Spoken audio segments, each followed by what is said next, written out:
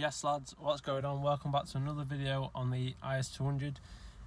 Today we're going to be changing the factory stereo unit to a double din Pioneer that I've had since I've owned my first car. I just haven't had a chance to put it in any cars yet, so I thought might as well smack it in this. So I bought a face share, it's about 30 quid, but it came with the loom that goes from the audio amplifier unit behind the glove box, and then has two connectors for your ISO, and then obviously put your ISO in and then connect to the aftermarket stereo. So we're just going to start off how to remove the factory radio first. It's not a straight pull out, there is some 10mm bolts here and there holding it in, so I'll walk you through that and then we'll get the aftermarket stereo connected. So guys, the first thing you want to do is remove the bottom panel, which has got your traction control and heated seats on if your car has them. How I did this, literally just got a plastic trim tool at the sides and just pried it out. Literally flipped out straight away, to be fair, which is quite good for an old car. Literally came out nice and simple.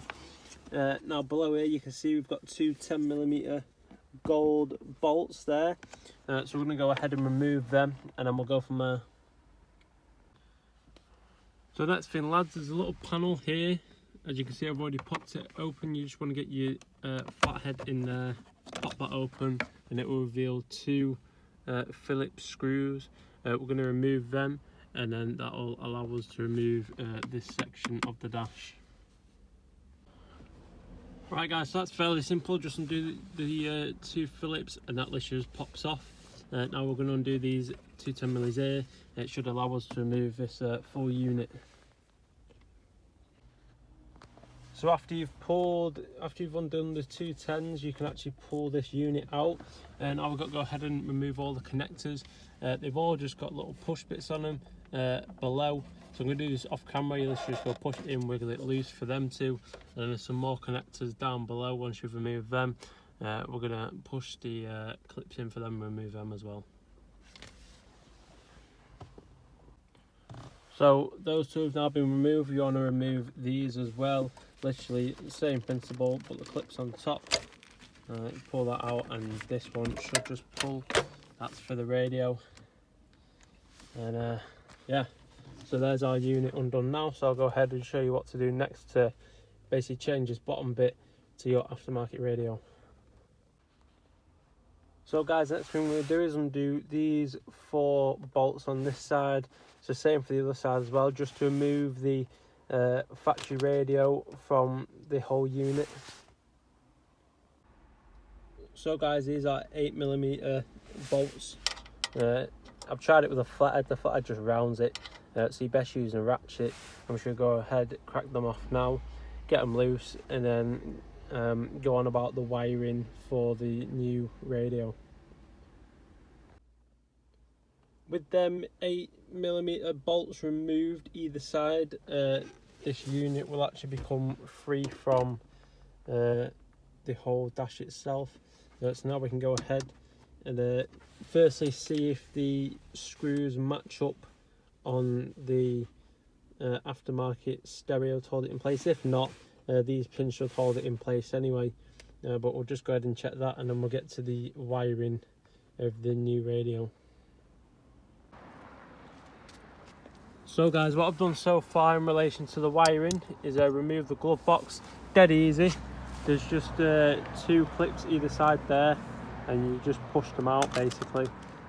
See, that one's already out there. You just pull it out, remove the glove box. You've got a 10mm down here, you're going to have to remove that. And you'll have a 10mm screw up there. We're actually going to take the factory amp out.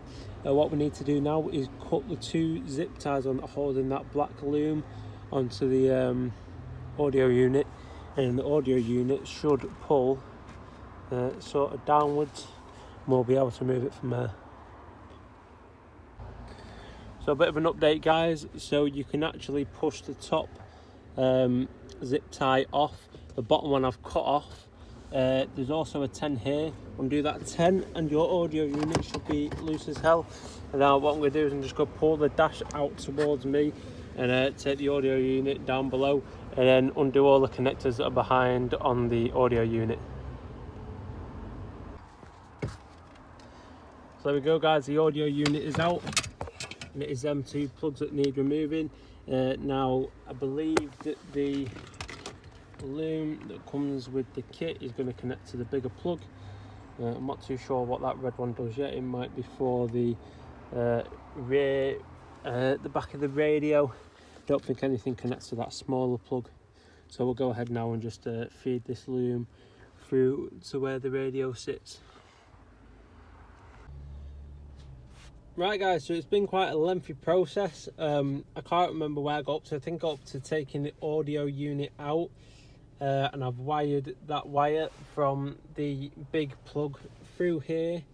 Now the ISO, I rubbed an ISO out of my Beamer to see if it worked, but it doesn't work with this radio because you need to ground the parking brake wire down to any bolt around there that connects the metal in order for your Bluetooth to work.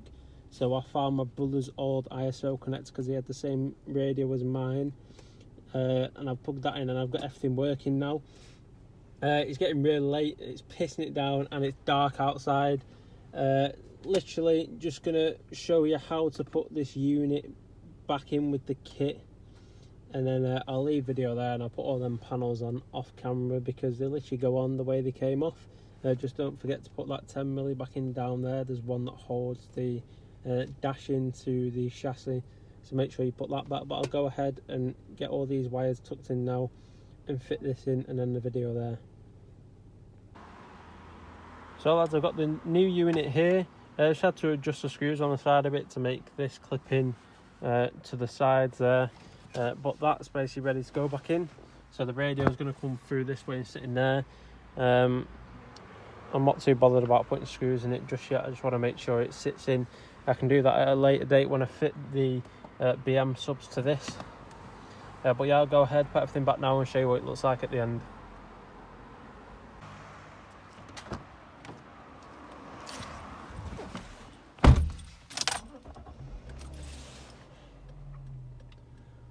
So there we go lads, all sorted. I didn't put the screws on either side, but it seems pretty stable anyway.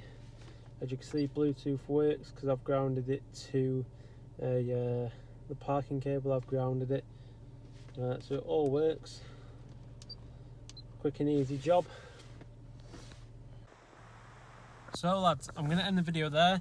I hope I helped some of you. To be honest, it wasn't even that hard. It's probably one of the easiest radios I've done. It just took me so long because I blew a couple of fuses and I had to rob some out of the BM. Put some fuses in this. Obviously I'll replace them in the BM, but the BM's not going anywhere. So I just wanted to get this working. So yeah lads, like the video if I helped some of you. Subscribe if you want to see more on the IS200 and my journey in cars in general. Will be a couple more things car related coming up except for the IS200 on this channel in the next couple of months.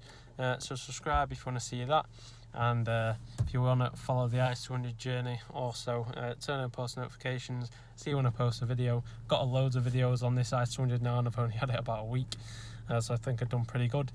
But for now lads, I'm going to end the video there and I'll see you next time.